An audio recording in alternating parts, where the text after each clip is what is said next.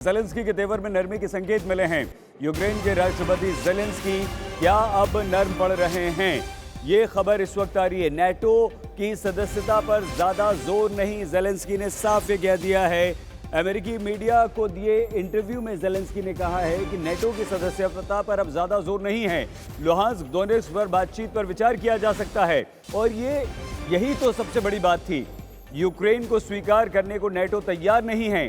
Zelensky ये कह रहे हैं, मतलब ये हुआ कि रूस जिस बात से नाराज था, रूस जो बात कह रहा था कि आप रहिए आराम से, हमें आपसे कोई तकलीफ परेशानी नहीं है, लेकिन अगर आप नेटो की तरफ जाओगे तो हमें आपसे तकलीफ होगी। अब ज़ेलेंस्की वही बात कह रहे हैं, लेकिन ज़ेलेंस्की ने साफ तौर पर ये अमेरिकन मीडिया को दिए इंटरव्यू में कह दिया है, नेटो से दूर रहे यूक्रेन। ये रूस ने शर्त लगाई थी, सदस्यता पर जोर नहीं, यूक्रेन का जवाब आया। ये नरमी है पहली बार 14वें दिन। आज ऐसा लग रहा है कि ज़ेलेंस्की कुछ नर्म पड़े हैं। लुहांस्क डोनेट्स्क स्वतंत्र राज्य हैं, बात करने को तैयार हैं। ज़ेलेंस्की ने कहा, रूस ने कहा कि नेटो से दूर रहिए। अब ज़ेलेंस्की कहते हैं कि सदस्यता पर जोर नहीं है। जनरल कुलकर्णी, ये जो 14 दिन बाद नरमी दिखाई दे रही है, ये पहले भी हो सकती थी और इसे आप कितना पॉजिटिव देखते हैं? अब ये युद्ध खात्मे की तरफ क्या बढ़ता हुआ दिखाई दे रहा है ज़ेलेंस्की के इस बयान के बाद? सर सैयद, मैं कहूँगा कि ज़ेलेंस्की का ये सोच थोड़ी देर हो गई, पर देर आए दुरुस्त आए और बहुत बर्बादी के बाद आए।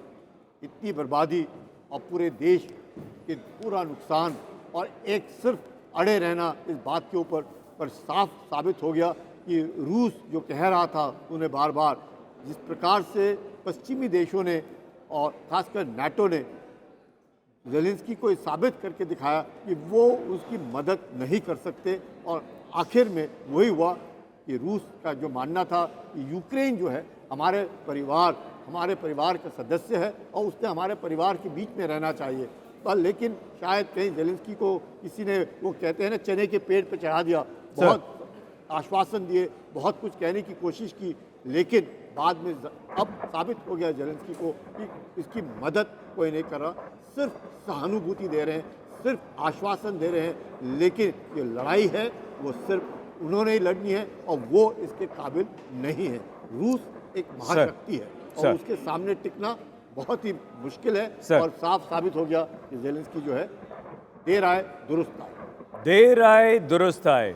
जनरल कुलकर्णी साफ तौर पर ये बात कह रहे हैं। जनरल सिन्हा, आपने तो पहले ही दिन कहा था कि आप इतना हल्के में मत लीजिए और कम से कम 15-20 दिन तो मान के चलिए। आज 14वें दिन ज़ेलेंस्की के इस बयान के बाद, इस इंटरव्यू के बाद, आपको क्या लगता है अब युद्ध कितनी तेज़ी से या किस तरह से ख़त्म होने की तरफ बढ़ेगा?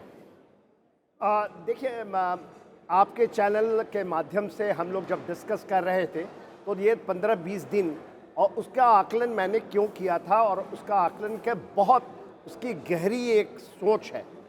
देखिए, और ये सारा का सारा सोच वेरी क्लियरिटी के साथ आता है जब रशियन पुतिन साहब जो हैं वो अपनी बात को अब्सोल्युटली पटल पे रख देते हैं, पूरे विश्व के पटल पे। हाँ, उसकी बात को लोग नकारा करके दूसरी चीज़ें निकालते हैं, उसको प्रूव करना चाहते हैं कि ये ऐसा कह रहे हैं, नहीं ये करेंगे। बात ये है कि ही इज़ वो 3 एम से आए हैं वहाँ। एक है जो स्ट्रैटेजिक एम, जो पॉलिटिकल एम, जो अभी अलाइंड हो रहा है मगर हुआ नहीं है, समय लगेगा। दूसरा है उनका इमीडिएट एम्स हैं, जो मिलिट्री एम्स हैं, उसमें एक एम पूरा हुआ है और इसलिए 15 दिन का मैं मानता था। एक दिन पहले, कल पता लगेगा।